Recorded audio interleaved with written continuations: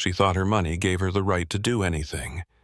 Karen mocked the royal guard, waved her water bottle, and even tried to touch his bearskin hat, expecting him to remain motionless. But when the guard stepped forward, his deep voice cutting through the crowd's murmurs, everyone froze. No one anticipated that her arrogance would lead to such an unexpected turn. What happened next changed the mood of the day forever. Let's start from the beginning. It was a dazzling morning in central London, the kind of day where the city seemed to sparkle under the crisp sunlight. The golden gates of Buckingham Palace gleamed brilliantly, reflecting the sunlight onto the pristinely manicured lawns. Birds chirped softly in the distance, their songs blending seamlessly with the low murmur of tourists who filled the courtyard. The air was rich with the scent of fresh flowers from nearby gardens, mixed with the faint aroma of coffee from a vendor's cart. Standing immaculately at his post was James Harkwood, a senior royal guard known for his unyielding discipline. His tall, athletic frame, standing over 6 feet, was accentuated by the iconic red tunic of his uniform, complete with gold buttons polished to perfection. The bearskin hat atop his head added a striking silhouette against the palace's backdrop, and his deep brown eyes remained fixed ahead, exuding focus and determination. His clean-shaven face revealed no emotion, but his posture spoke volumes about his pride in his duty. Tourists swarmed around, snapping photos and marveling at the guard's stoicism. Among them was Karen, a woman in her late 40s.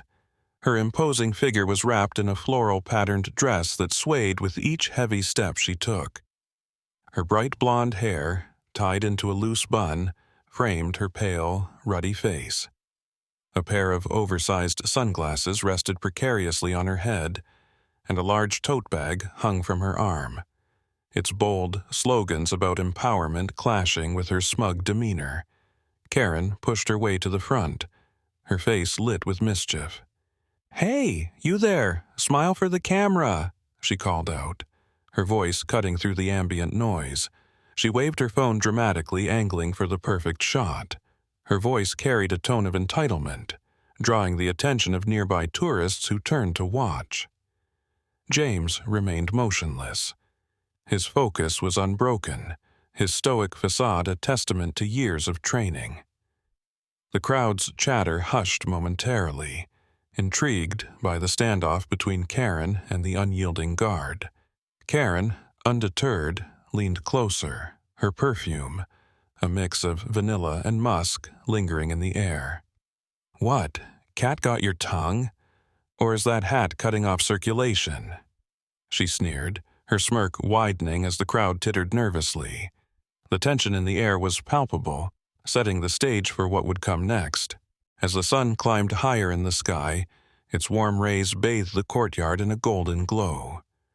The gentle gurgle of a nearby fountain added a soothing undertone to the growing tension. Karen, emboldened by her audience, decided to push her antics further. Her every move was deliberate, a calculated effort to provoke a reaction. "What's the matter? Can't talk?" Karen taunted, stepping even closer to the white line marking the guard's boundary. Her loud, mocking tone echoed through the courtyard. She raised her smartphone high, angling it for a selfie with James in the background. "Come on, Mr. Serious, give me a smile for the gram." Her floral dress fluttered in the breeze as she turned to the crowd, inviting them to join in her mockery. "Can you believe this guy? Doesn't even blink!" she exclaimed, her bright red lipstick forming an exaggerated pout. Several tourists laughed nervously while others exchanged disapproving glances. A few raised their phones, capturing the unfolding drama. Karen reached out, her manicured nails glinting in the sunlight as she made a move toward James's bearskin hat. "Let's see if it's real fur," she quipped, her laughter sharp and grating. Before her hand could make contact, James stepped forward with precision, the sound of his boot striking the cobblestones echoing sharply. "Step back behind the line, ma'am," he said firmly, his deep voice resonating with authority. It was the first sound he'd made all day, and it carried weight. Karen paused, her smirk faltering for a moment before she regained her composure. "I'm a paying tourist," she retorted, planting her hands on her hips. "I have every right to be here." Her voice grew louder, fueled by her own indignation.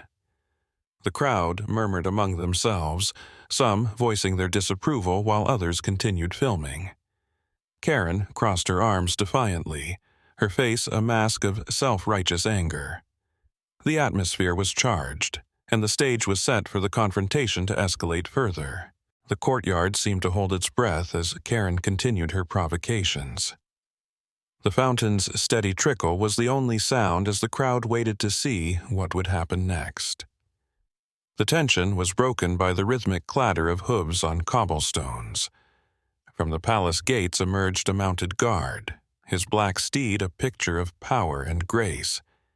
His uniform mirrored James's, but the polished armor and the horse's elegant saddle added an air of grandeur. The mounted guard's presence commanded respect. His piercing gaze swept over the scene, taking in Karen's antics and the growing unease of the crowd. He remained silent, his authority palpable even from a distance. Karen, however, was undeterred. She rummaged through her tote bag, producing a half-empty water bottle. With a mischievous glint in her eye, she tilted the bottle, letting water spill onto the cobblestones. A few drops splashed onto James's pristine boots. "Oops," she said mockingly, her grin widening. The crowd gasped collectively. James stepped back slightly, his expression unchanging but his body language speaking volumes. His jaw tightened, and his hands clenched at his sides. The tension in the air was thick enough to cut with a knife. "Show some respect," a voice rang out from the crowd, firm and commanding. An elderly man stepped forward, his chest adorned with military medals that caught the sunlight. His silver hair and sharp blue eyes gave him an air of authority. "These men stand here to honor our country and its traditions," the veteran said, his voice steady. He turned to Karen, his gaze piercing. "You ought to be ashamed of yourself." The crowd erupted into applause.